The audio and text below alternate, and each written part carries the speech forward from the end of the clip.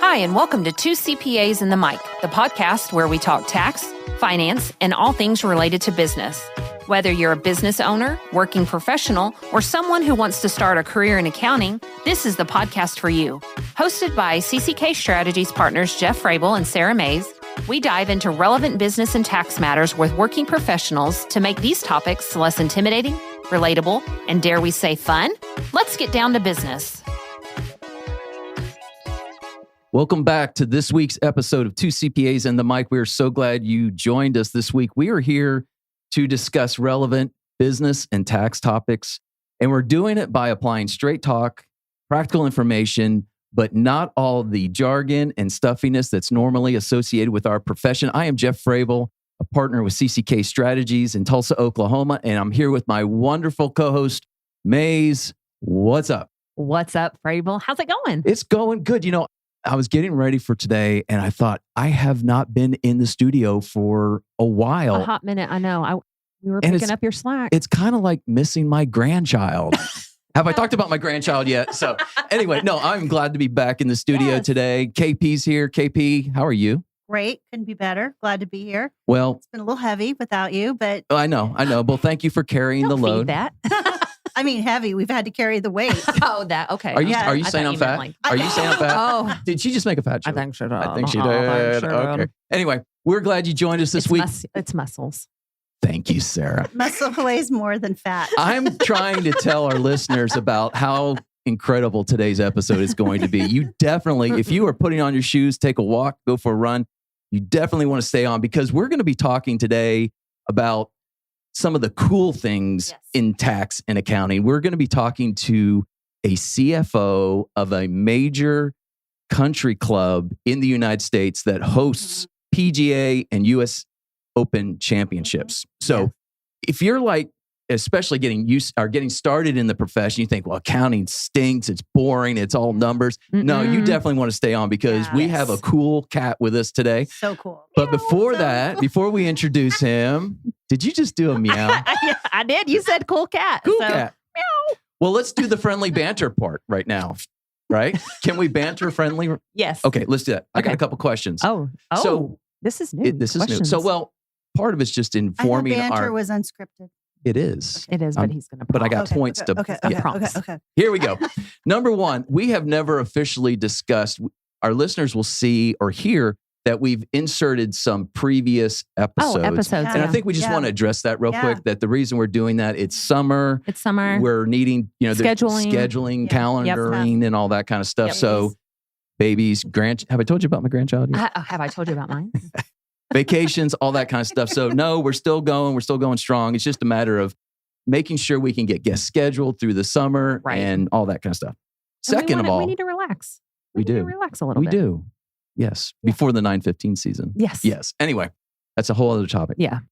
Second of all, it's been a big week in the firm. We are doing 360 analysis. Oh, you're going to go there. I am. Ooh. Okay. So everybody, I think, knows what a 360 analysis is and how Well, it's where you basically, it's a form of evaluation of... You get valuations from your peers. Deep feedback. From the people that you supervise, all of your teammates, all the way around. 360. 360s. And it's usually used for your teammates that you're evaluating to promote and things of that nature. But we're doing a little different this year. For the first time ever, we are doing partners. So the partners are going through this 360 analysis. Did you have your meeting today? I had mine yesterday. Oh, yes, I did too. And I did it with Dan Miller. Scott Miller. Who was He was a guest. He was a guest. Previous guest, previous episode. Oh my goodness. It was deep. It was amazing. I wish I had done that 10 years ago. Oh, yeah. But again, something a little different. That's interesting you say that because not many people would say, I wish I'd done that. When I think of feedback, some people crave it. Yeah. Some people just don't even want it. Repels, but hearing you say that just that's cool. Makes me smile. We will do really a whole cool. episode on my emotional journey the last 25 years. And I think that would be listener-worthy. My only point about this is another thing that makes us different than other firms probably, and the fact that we're actually doing this from the partners. We've gotten our teammates' input, and we actually did it partner to partner. Yes. And I'm just going to say it out loud because I've said it to a couple partners. for a girl that has a hard time expressing herself and using her words, because, communication is Number low 34 on your Clifton on my Strengths. strengths finders. That was agonizing. Was it? Yes. It took me all the way to the end of whatever. I think we got a 4-day extension. Yeah. And it Was took that me to because of you? almost till midnight. I think it was. On the flip side, it was probably energizing for our partner, Kina Leva. Oh, yes. She is such a people person, and she can speak truth and encouragement. And kindness, and yes. so Directly to the individual. it's been a great it wasn't, also, let me clarify, it was only for the words. It wasn't agonizing because I had to review my partners. Because you hate your partners. We have a leadership retreat in a couple of weeks where we're actually going to then use all that information as a partner group to help us dig in, work better together, help the firm. So what you used a third party to gather this info. Absolutely. Okay. Yes. And then he reviewed that with you. that's right. Yep. Did he summarize it? Did he put it in his words, taking this all of this information? And how did he? I'm curious. He gave us the information, the quotes, the comments. Yeah. Yes. And then we had a conversation. Which was anonymous. Completely anonymous, Right. although you can kind of tell sometimes who's Yeah. Kina Leva. Yeah.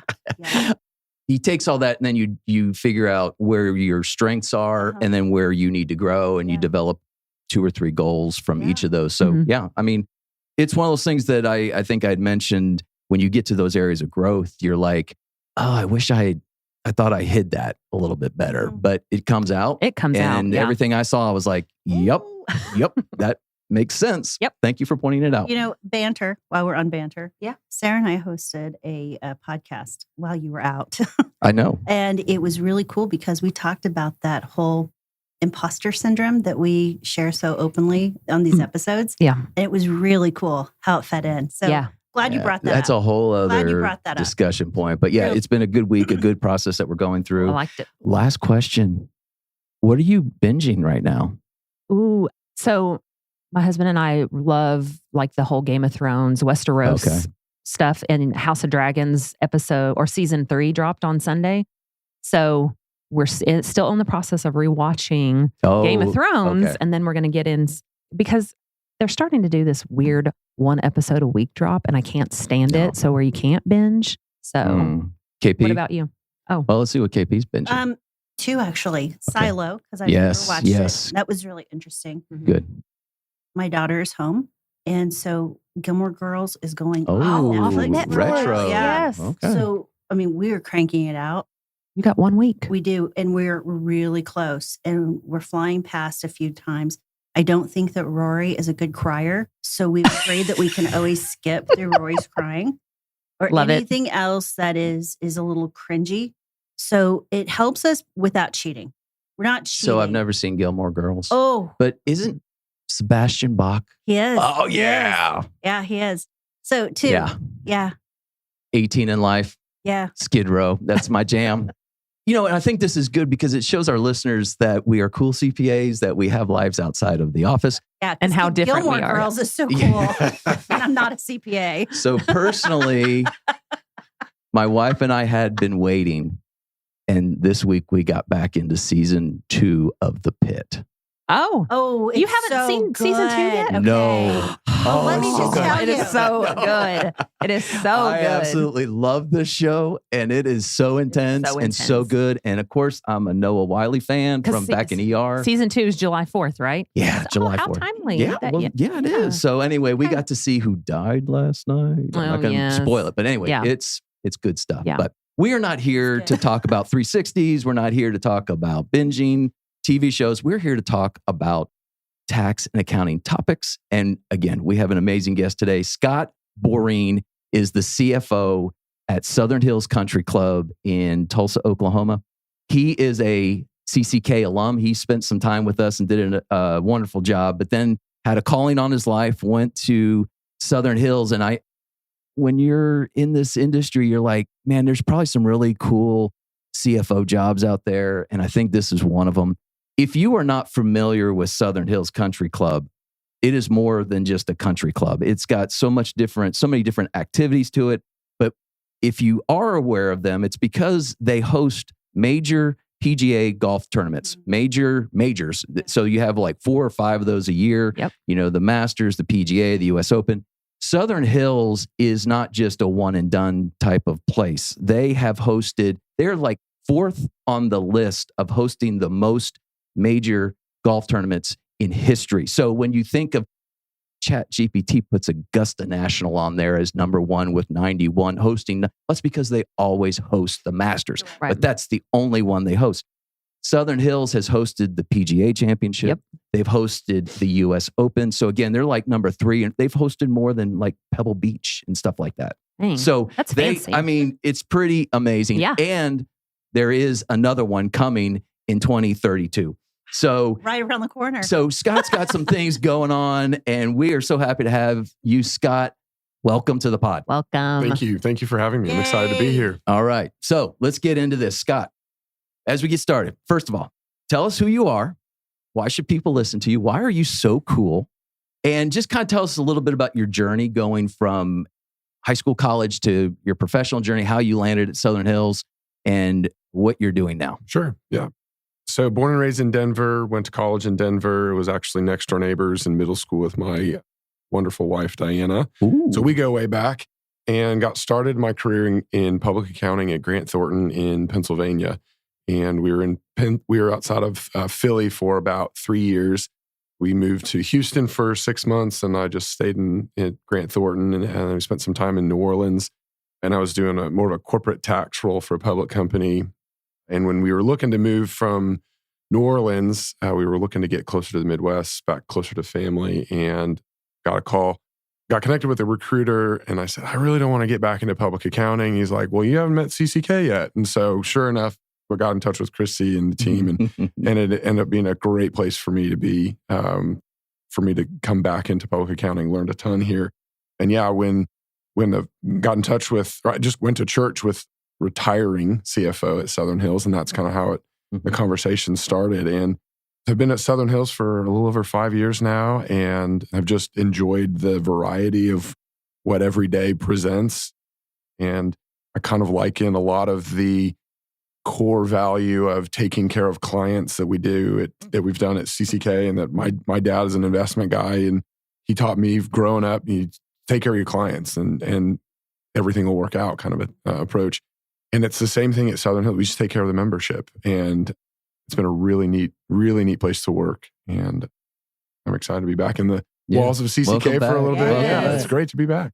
So tell us a little bit of the history of Southern Hills, just kind of how long has it been established? When did they kind of start doing hosting some of these major golf tournaments? And how does one kind of get to the point of even hosting a major like that? Sure. So Southern Hills, the country club opened in 1935. The golf course opened in May of 1936. So we just hit our 90th anniversary. And other than looking forward to the 2032 PGA, we're also looking forward to our 100-year celebration. Yeah. So we're already kind of putting a couple of things in place to kind of anticipate that. Perry Maxwell was the golf course architect, and he designed back when this part of Tulsa was just rolling hills and farmland, and basically just kind of walked the land and said, this is land worthy of multiple major championships. And our first championship that we ever hosted was the United States Women's Amateur Golf Championship.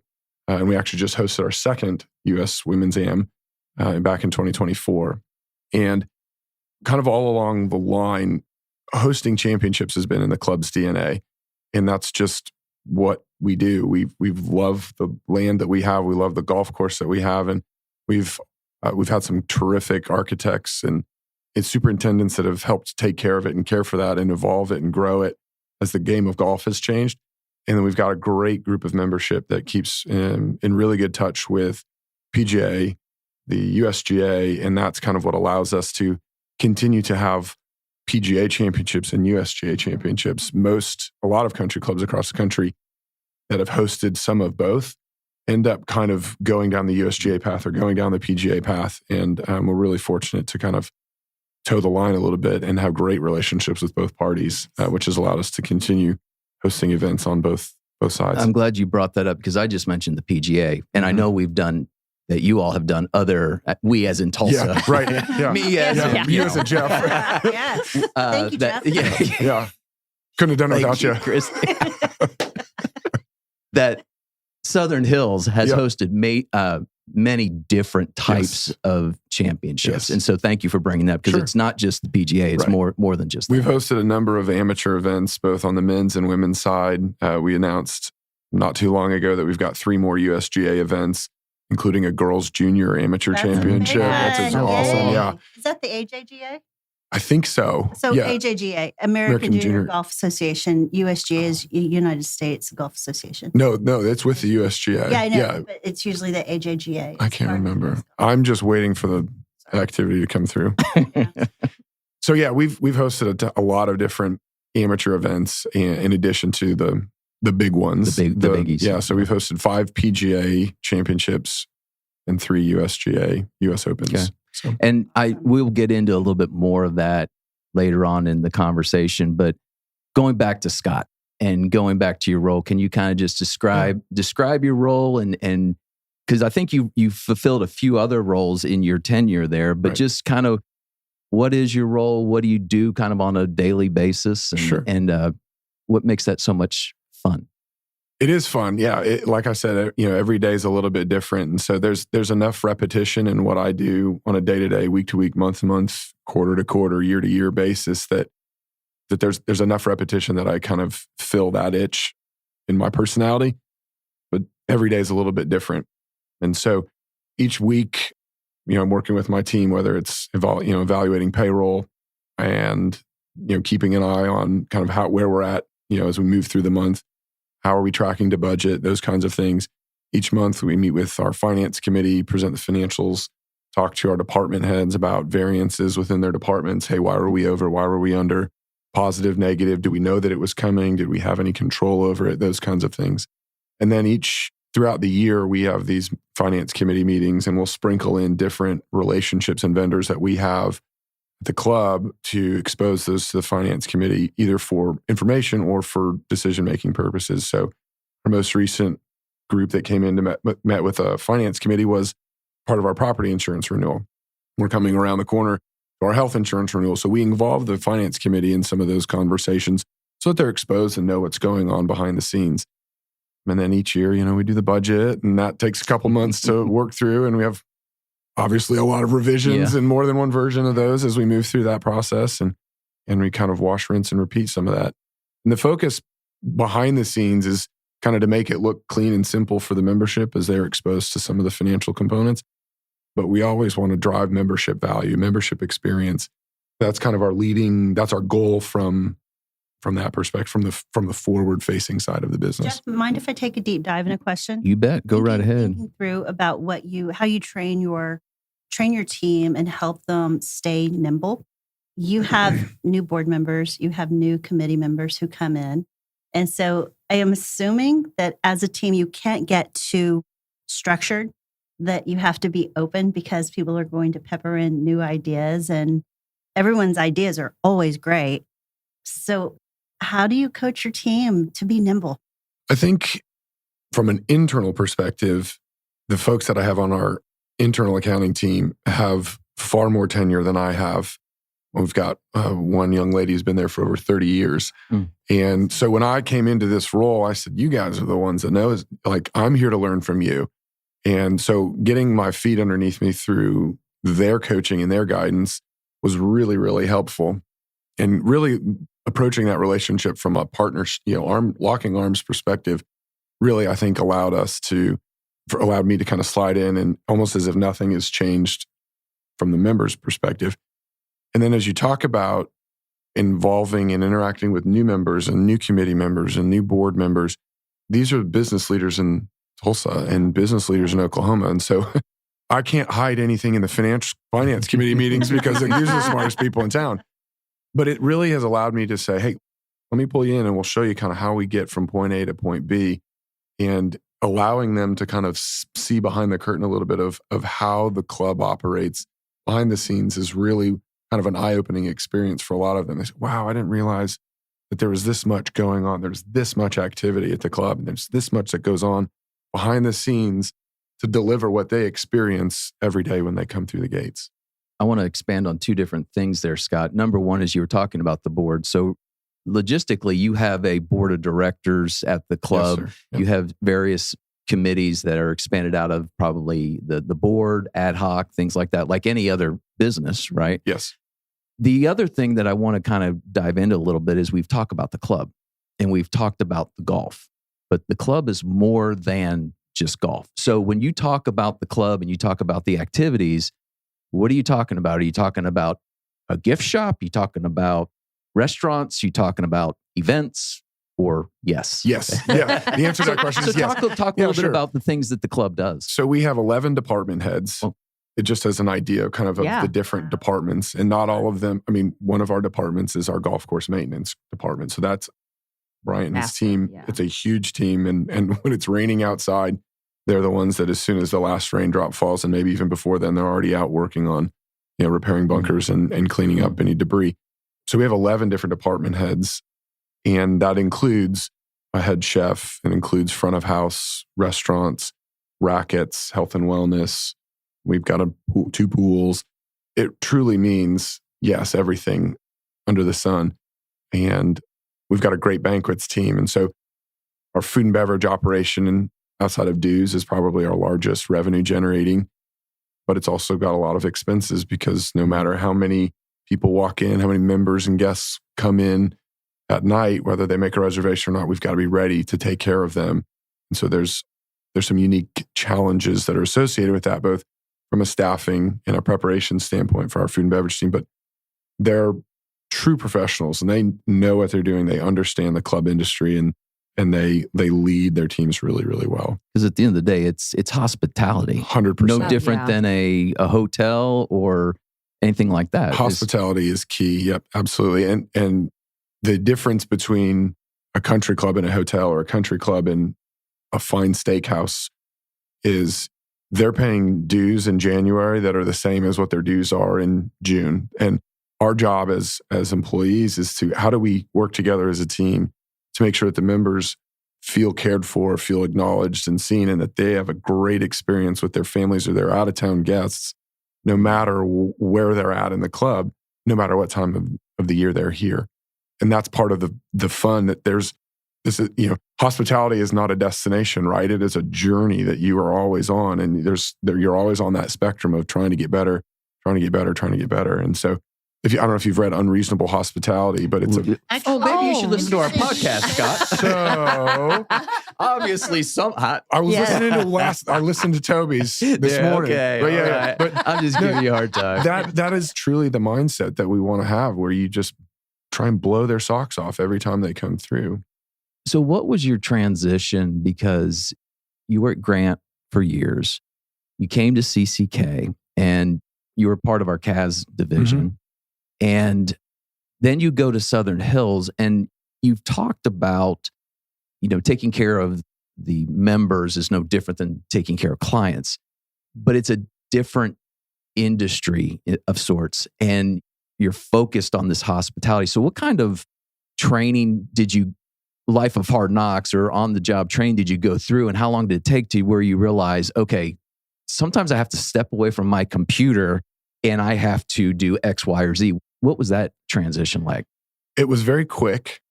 So from a timing standpoint, we had just had my wife and I, she did all the hard work, just had our 3rd child. I get corrected too. Let me be clear about this.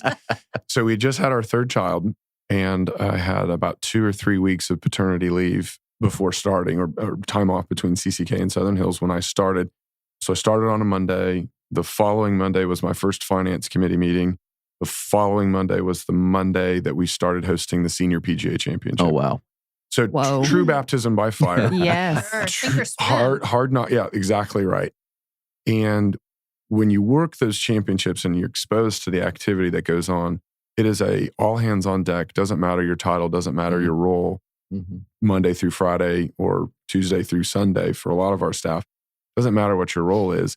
We're all hands on deck, and we're doing whatever we can to provide the members and their guests and anybody coming through the gates who are not members and guests, who are just coming to see great golf, to experience to just have an outstanding Southern Hills experience.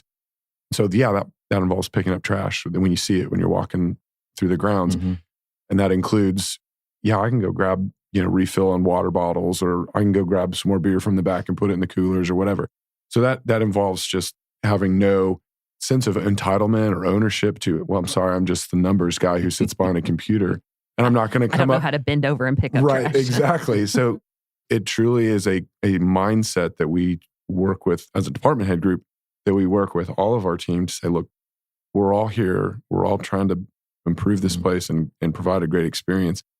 And it doesn't matter what your title is. We can all pick up trash. We can all do our part to make things better. And one of the things that I've really worked hard in building relationships with other department heads and other managers within each of those departments is to say, I don't see what you see as a golf professional. I don't see what you see as a chef. I don't see what you see as a rackets or health and wellness. So if you see something that's helpful for me to know, come talk to me. Whether it's I need more information about numbers so that I can manage my team better or manage payroll better, or hey, we should think about changing how we market or how we advertise or how we connect with members and guests, or hey, I've had this idea running around for an event. Who do I talk to about that? And so it's all about connecting dots and making sure that, no idea is a bad idea, and let's run it through and see if we can come up. Most of our awesome ideas that have come from our staff that are just like, hey, what if we did an outdoor concert underneath these trees? That would be cool. Let's do it. And we did. So what's the extent, you've talked about the 11 department heads. Obviously, you're the CFO. What is kind of I don't want to use the term hierarchy, but who leads the charge? There's a GM, COO, right? What are those positions? And really, what's the extent of the full staff at Southern Hills? Sure. So we, like almost any other organization, we have an org chart. And all the department heads report to our general manager, Kimberly. And she joined the club in January and has done an awesome job. Through Kimberly, we all sort of indirectly report up through the president and the board of governors. Those are all made up of members. And from that standpoint, all of the department head, we have weekly department or biweekly department head meetings where we're able to kind of connect and stay on the same page. In a lot of different companies, it's easy to just be taking care of your own clients and kind of be stuck in your own little silo. And these department head meetings, or our sync meetings that we have with Kimberly each month, allow us the opportunity to talk to the other teammates about what's going on in our world, what's going on in our department, so that I can be more mindful and aware of, hey, we've got these guests coming in. We want to make sure that they have a great experience, or we've got this event coming up.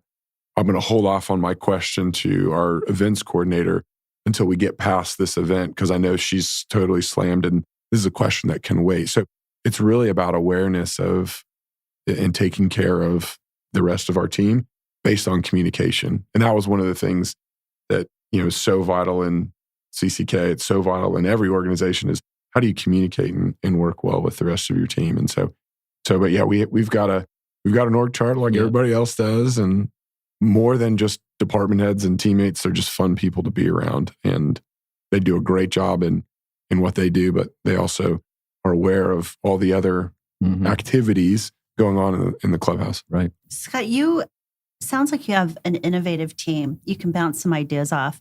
And I think that when I think of country clubs, you have two. You have a corporately owned club, or you have an equity club where the members own the club. And tell us a little bit about that, because when I hear the innovation, that innovation isn't the norm in every single country club. Right. So we are a member-owned club. We do not have a parent company or a parent club that we have to abide by their rules or processes or procedures. And so that does allow us to be nimble, and it does allow us to come up with unique things that make that experience special for the membership. And it's been like that since the founding of the club. And we have about 1,000 members. And I didn't answer this a moment ago, but our employee base really ranges. We have a lot of seasonality. We don't need pool employees in January, right? And so our employee base really evolves from kind of 325 or so up to 450 during peak season. And we have a lot of employees that come just for the summer. They get out of college, they come back and they work in the golf shop or on the golf side of business. They come and do, lifeguarding and those kinds of things. And like I said, bringing those employees back helps us evolve and create and come up with ideas. And it helps us be nimble, and it helps us not get stuck sort of in this corporate mindset of, well, this is the event we did on the third week of June last year, so this is the event we're going to do the third week of June this year. And it allows for a lot of creativity to come up organically. And I think the membership, they feel that as a unique component of what they have at Southern Hills. You mentioned employee count, and it gets higher in peak season. How high does it go during like the PGA Tour? Yeah, we definitely hire up for those as well. I want to say in 2022, we ended up close to 500. We partner with the PGA, and they bring in a lot of staff to run the concessions and ticketing and security and all those kinds of things. So we have our crew that kind of operates the food and beverage pieces in the clubhouse, and we have a kind of a member area or two. And our team is responsible for running those areas. Okay. And so thankfully, we don't have to be out in concession tents slinging burgers and beers and stuff for a week on end. That's a staffing component that the PGA or the USGA would bring into that relationship. Very unique. Yeah. And so again, how do we team up and figure out what you guys are doing, what we're doing, and still because PGA wants nothing less than excellence. Yes. Exactly. And we hold ourselves to that same standard. Sure. And that's why that's why they choose a club like yours, is because you deliver time and time again. So they also create their own amenities where the members still have that. And the word protection comes to mind, but that's not the right terminology, where the members still have their club and the things that they count on, whereas the public are well taken care, and the hospitality from the PGA is off the charts. It just may not be within the walls of the country club. Right? Yes. Okay. Yep. No, that's exactly right. It's sort of a shared value in terms of creating excellence and having those experiences. And we have a little bit more when we're working on championships, when we're looking at our areas versus the PGA's areas. And we have a little bit more autonomy to say, hey, here's the kind of food that we want to offer to our memberships. And we get to plan the menus out so that the members and their guests can have that experience. And here's how we're going to help get them from wherever they have to park to the tent so that they can just kind of drop anchor and hang out all day, or they can walk the course or kind of move around however they want to. One of the things I really enjoy about when we do these episodes or podcasts is that we have a loose agenda, a loose outline that we go through. And part of what I do a little bit behind the scenes here is I try to go through that agenda or that outline and make it sound fairly consistent or make sense and all that kind of stuff. And it's like, we're answering all these questions that are on our outline already. And I'm trying to go, okay, where do we go with this? And what do we do? But because you're doing such a great job here, Scott, but I want to focus on the unique challenges of the country club. And then I want to come back around and wrap up with the PGA, because I just find it fascinating what happens when this happens. But let's talk a little bit about the unique challenges of a country club. You mentioned the members, treating them like clients. Talk about the seasonality a little bit, because you're not, quote unquote, open 7 days a week, right? So how does that play in? And how does that fit in with members' expectations and things like that? Sure. So yeah, obviously there's quite a bit of seasonality in terms of some of the services and experiences and amenities that the membership gets to experience. Pools, we have our pool that's open during the summer, and as long as there's not snow on the ground, the golf course is for the most part is open. We are closed on Mondays. The food and beverage and the golf operations are closed on Mondays, which allows golf course to heal and allows Bryant and the crew out there to be able to get some things done without having to worry about staying ahead of the first tee off. Yeah, the first member that teed off.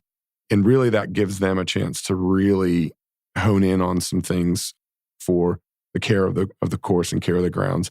And obviously a day without any traffic or, much limited traffic on the golf course allows it to continue to heal and grow back and perform well the rest of the week. Does that give you a day to kind of catch up on things too? Yeah, so for me, yes, I'm more of a Monday through Friday, and any other time that somebody calls and needs something. Or text you. Or text me, But yeah, our G&A office is more of a Monday through Friday group, and Mondays are very quiet for us. We work in the clubhouse, and the clubhouse is usually pretty quiet. And there will be some other staff that might come in to kind of get ahead on some things in their own areas. But it allows us to almost have like a casual Monday instead of a casual Friday, where we can kind of come in and kind of put our heads down and brainstorm some stuff or get ahead on things from the weekend that came up that we want to address before we sort of reopen the doors on Tuesday morning. I also bring my dog on Monday morning, on Mondays, most Mondays, which is great. He's been employee of the month for like 4 years now. Love it. What kind of dog?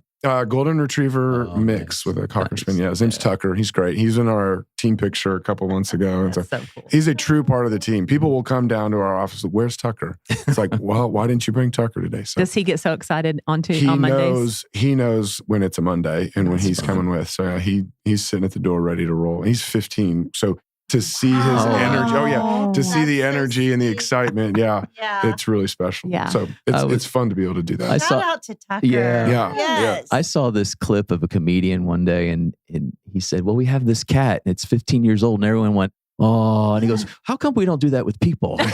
my grandmother's 90 years old. Oh. So Scott, let's talk about some of the more, like, what I'll call more unique and maybe a little bit more fun things that everyone wants to ask the CFO of a country club. Sure. So I'm going to ask you. You can't dodge these, okay? Yeah. We talked about treating our members like clients. In our world, there's confidentiality that goes with our clients. In other words, we're not out talking about our clients in public or anything like that. Talk a little bit about the confidentiality of membership. Just what does that feel like? Is it any different than the confidentiality of clients? Because I mean, I'm sure it's not something that you talk about in public. So how equate those relationships? Yeah, we want to be very mindful of that from a variety of different perspectives, right? So when you're speaking about membership, we want to make sure that we want to take care of our membership information, their contact information, everything down to their names, their kids' names. We hold that in a very high level of confidence, no different than you would a social security number and a tax return and those kinds of things. Beyond that, I think that there's a lot of financial information about the club and our activities that the membership would expect to be held confidential as well. And so from that standpoint, it's important. And a lot of the things that I've learned through public accounting has kind of helped shape and control those activities and keeping that information in the right hands. That said, the club industry is a very unique industry. And there's a lot of clubs around the country that host championship event or are of similar size and scope to something like what Southern Hills is, just operating on the East Coast or the West Coast or just in a different geographical market.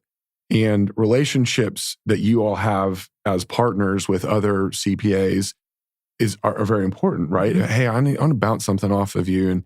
And you're able to communicate with them kind of with that lingo and keeping confidentiality first and foremost, of course. So we have similar relationships with other clubs where we can kind of plagiarize and talk to another club and say, hey, what are you doing for 4th of July? How do you guys handle Easter brunch? How do you do Mother's Day? We're trying to come up with some new ideas and just want to get some ideas from how other clubs are doing it. The unique piece about that is there's not a lot of quote unquote competition. If we're calling a club out in deep in the East Coast, like there's not a lot of competition that we have from a membership standpoint. And so it allows us to kind of brainstorm and come up with some really unique ideas through, here's how other clubs are doing this. And how can we take what they're doing, put our spin on it to allow the member to have this really cool new experience that I've been here for 30 years and we've never done it like this. And this is so great. We want that to come through in a real genuine and transparent and honest way so that they experience that. Like, all right, when you do this again, let me know because we're going to bring our neighbors, we're going to bring some friends, we got to bring some guests out because they would love this. I would imagine those R&D trips are don't stink, right? Yeah. They're probably pretty fun. Yeah, they are. And it's fun to be able to pick up the phone and call somebody at another country club that's very high level country club to say, hey, when you guys hosted the PGA, how did you organize your member experience? And okay, here's how we've done it. How are you guys doing it? So there's a lot of sort of note sharing, especially as it relates to PGA Championships and hosting those types of events. Well, and on with the confidentiality too, you also have famous players and celebrities come through, and you can't just name drop those either, right? Yes, we have some very intentional ways of making sure that they get to experience Southern Hills the way a normal member would. And so there's a lot of times that there's a lot of celebrities that'll come through the grounds that I don't even know about. And it's not because I'm not nosy and I don't need You're to know. not peeking through the bushes. I'm not peeking. Yeah, I'm not seeking. Right, I'm not peeking through the bushes. But it's one of those things. I don't have binoculars. Yeah, I don't have the binoculars. Yes. We're all Good thinking job, of guys. Caddyshack. But when a member brings a guest, whether they're famous or not, they come to Southern Hills to get away from whatever they're dealing with at work. And everybody's got baggage and garbage that they're dealing with.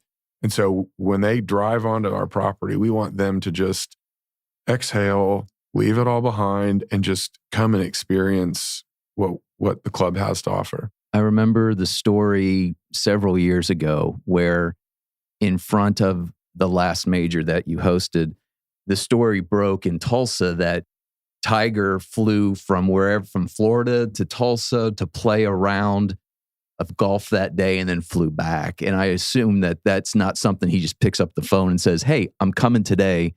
There's a lot of planning with that. And especially when it doesn't break until after it happens. That's kudos to you all at the team that does that. So great question, Sarah. But Scott, we've been known on this podcast to corner our guests. So like at a round table. At a round table.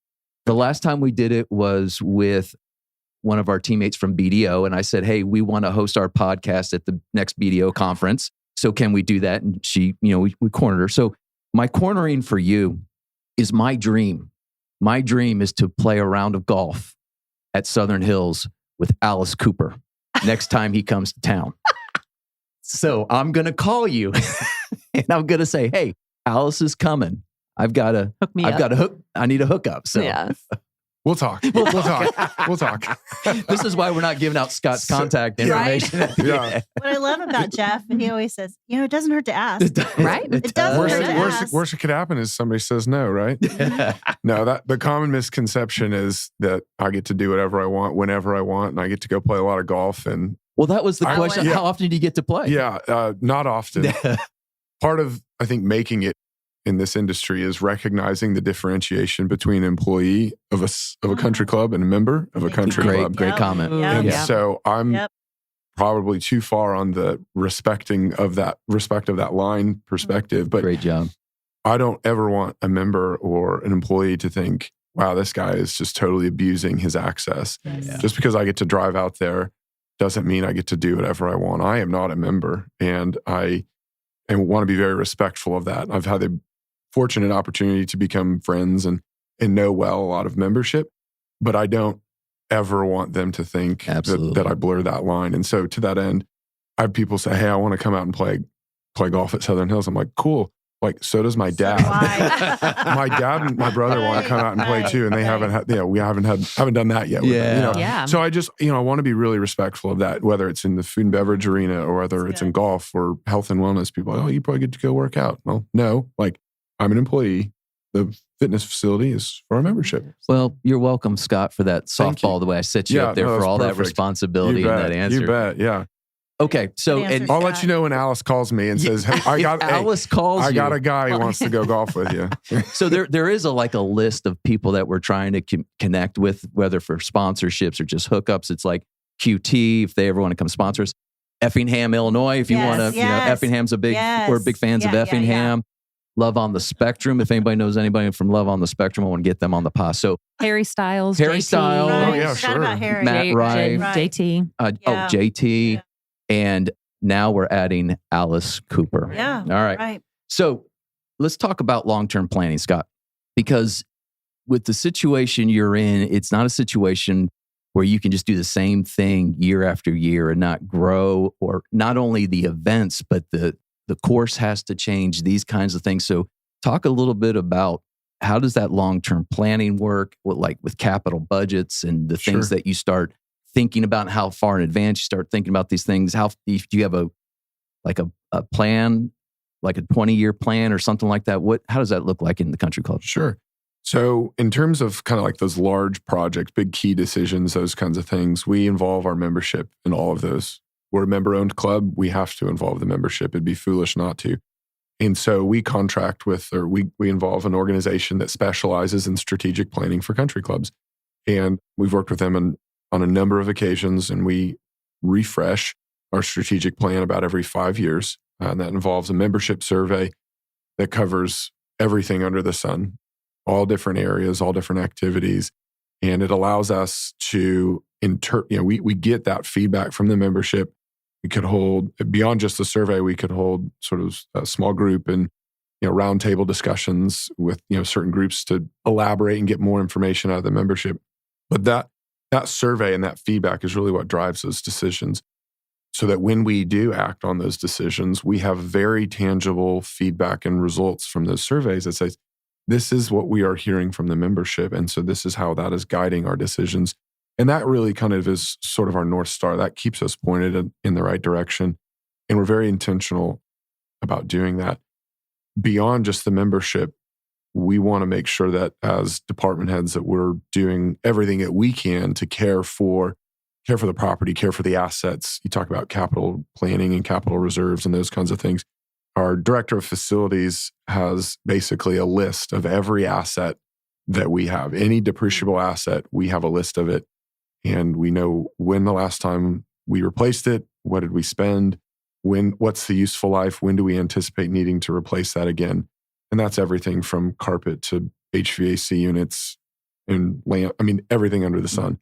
And what that does is it allows us to track, like, hey, we're gonna have to do some roofing work over the next couple of years, right? That's going to be a pretty expensive undertaking, but it's less expensive than not doing anything or deferring that maintenance. And so we're really intentional about planning and looking at that over a 5-year period to say, okay, because some stuff you're able to, I think we can get another year out of this, or in some things you're like, hey, this is on its last leg. I know we're probably 3 years away from needing to replace it, but I'm not sure we'll make it through the end of the year. So we kind of move things around a little bit based on the actual activity of those assets. But kind of focusing on that 5-year window allows us internally to kind of track where those capital needs are, because the last thing we want is a club that feels run down and feels just worn. And so we want to maintain the tradition, and we want to maintain sort of the integrity and the feel of the clubhouse, but we also need to be good stewards of those assets. I think of assets from a club perspective, less like an accountant and more like a golfer. Mm-hmm. I think about things of, what if the greens get a disease? What if something significant? To me, that's damaging. Yes. Where would that fall? Under panic mode. Yeah. Let's go back, because like years and years ago, there was some vandalism, wasn't there, to the course? And yes. so when something like that pops up, it's all hands on deck to fix. Exactly right. Yeah. And obviously, when you step back and you're looking at it from 30,000 or 50,000 feet, golf course, clubhouse, and kind of our main building structures are the key hard assets. Employees are the greatest assets of any organization. Let's put that aside, right? But in terms of tangible replaceable assets, those are kind of the three biggest pieces. And so we're very intentional about the work that goes into each of those areas to be able to make sure that we stay ahead of any disease that could come up, seasonality on the greens, so that we stay ahead of any significant leaks in the roofs and those kinds of things. And so we really want to be ahead of those. And to some extent, that starts with some security, right? We want to protect the grounds as a whole to prevent somebody from coming on property and doing something damaging. Right. Unfortunately, those people are out there, and we want to do our best to be protective of the club and protective of our membership. I probably should have looked this up before we had this discussion, Scott, but I want to kind of go back to the business side a little bit, because you were talking about assets. And Christy, I appreciate your comment, because you were like, I think of this, but when you were talking about assets, I'm like, okay, yeah, fixed assets, depreciation, all this kind of stuff. What is Southern Hills a for-profit, non-profit? You talked about the finance committee but you guys go through an annual audit, independent audit and all that kind of stuff, right? Correct. Yeah. So we are a 501c7 organization, which is a separate delineation just for country clubs.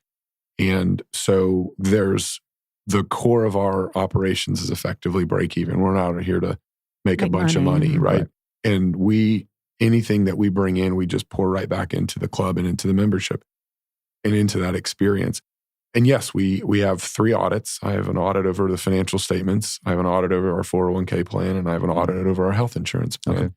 And we've engaged with a firm that specializes in auditing country clubs, Right. because our industry is just so Unique, different. It's so yes. unique. Yeah. And some clubs would say, or some audit firms would say, yeah, we got to can go do count inventory. And another firm that is specializing in clubs is like, that inventory is not going to be here in a week. It turns so fast. It's not material. We're good. And so it's interesting to kind of hear different questions from different audit firms based on somebody who knows what they're auditing, somebody who knows the industry that the client is in. Right.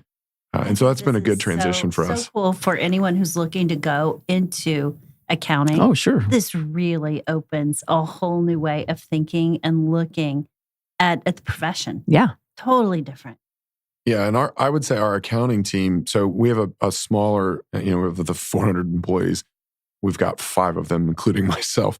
So we've got somebody who runs payroll, we have somebody who runs our accounts payable, somebody who runs our accounts receivable, and somebody who's kind of my assistant, controller position.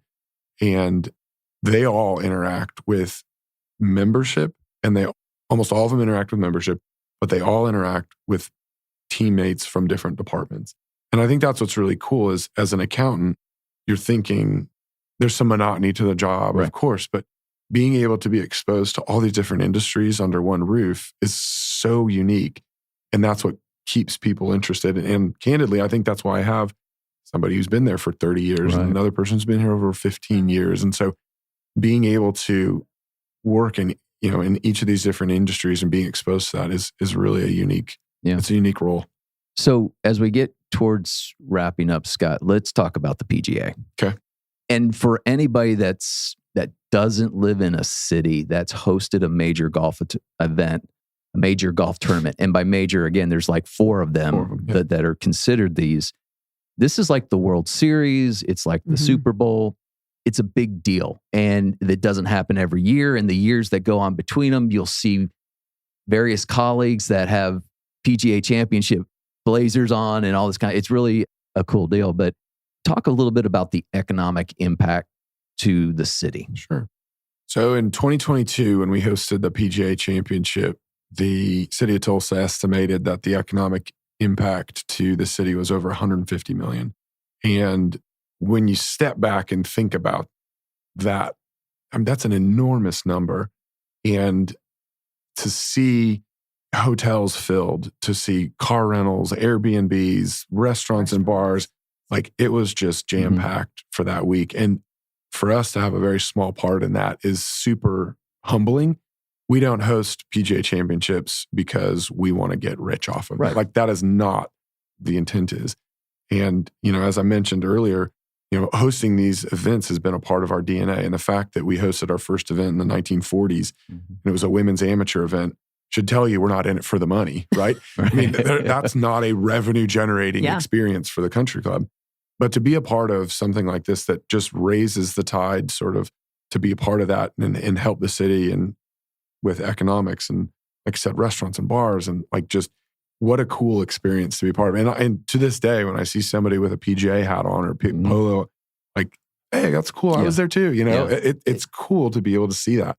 Obviously very excited to have the 2032 PGA coming back and to be hosting that again. We'll be here before we know it. Yes. But it'll be awesome. How much time does it take to plan for that? Because that's, it's 6 years away and you're already talking about it. Yes. So we start talking with the PGA about some high level things probably 3 years out. And then really kind of in that 15, 18 month window is when we really start to turn the dial up. And we're talking about site plans and mapping and where are their concession tents going? Where's their merch tent going? Where's our membership activity going, our membership tent going? And then the flow of, okay, how do we organize the clubhouse into different pieces where the rules officials are going to be in this place, the players have access to this place, and kind of it creating kind of a map that basically a site plan and a site map that shows where things are and what's the flow of that. Because no matter where you put a merch tent or where you put a concession stand, you've got to refill that, right? The food doesn't just get airdropped. Yeah. So how are we refilling those spaces at night?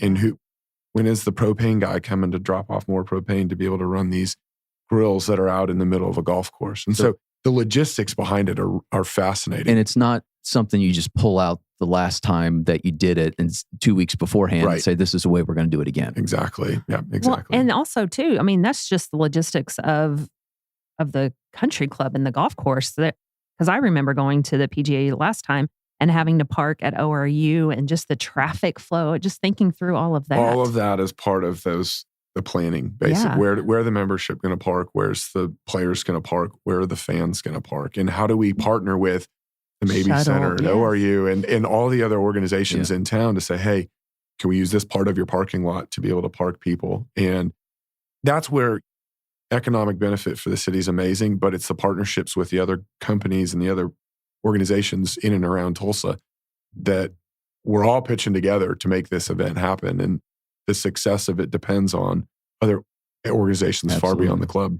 And people that have never seen Southern Hills will not understand that it's not like it's off a highway and there's a huge park. I mean, you would literally drive by. It's almost like when I saw Augusta National, it's you drive right by the gate and you'd never know it's there. You're not paying attention. It's between two cross streets, 61st and Lewis. And so it's not like you have all this space to just have everybody on the property. On average, how many spectators do you have a day that walk through the gates through that week? Yeah, so obviously it's a little slower the early part of the week with practice rounds and those kinds of things.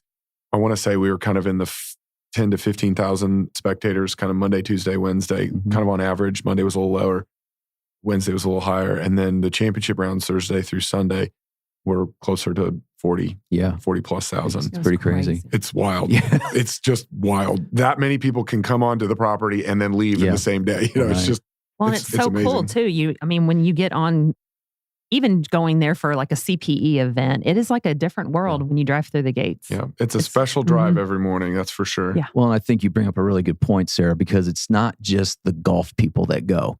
You have so many people in business and colleagues that go because it's an event in Tulsa and it's a big deal. And so they may be introduced to golf for the first time, but they're introduced to a whole different level of entertainment, really is what it is. Yep. So what does it do? Because we're talking about logistics and things, but let's talk about the granddaddy of it all, the major asset, the course. How do you plan for that event? Because doesn't it, in essence, shut down for a period of time to get ready? And how does all that work? Sure. So anytime you host an event like this, whether it's a PGA and a major or it's a small amateur event, going back to hosting events and hosting championships, being in the club's DNA, we want to make sure we have the buy-in from the membership, right? Because to your point, they give up their golf course and some of their food and beverage amenities potentially for a period of time while we have this event. And so, leading up to a PGA event like that, we will close the course. We'll limit guest play leading into that. We'll close the course down for a couple of weeks. That basically allows our grounds crew to, really fine tune everything and make sure divots are repaired and grown in and ball marks on the green and kind of all the little intricacies that help make that golf course what it is. And again, so that requires a lot of buy-in from the membership. And then once the event occurs and PGA goes on their merry way and 40,000 people go back to their activities, we usually keep it closed for another 4 to 6 days, allowing our team to kind of get back into it, to recover. Well, if you watch the Open last weekend, by the last day, you see all the paths and all that kind of stuff. Yeah. And so we want, obviously, Sunday night when they're handing out a trophy, our members are ready to get out on Tuesday morning, right? They're ready to hit the ground running. And so we want to be able to get them back onto the course and using the property as quickly as we can. But we need a couple days to kind of get organized on our side to help the PGA get some of their things out of the way so that we can get back to our normal operations.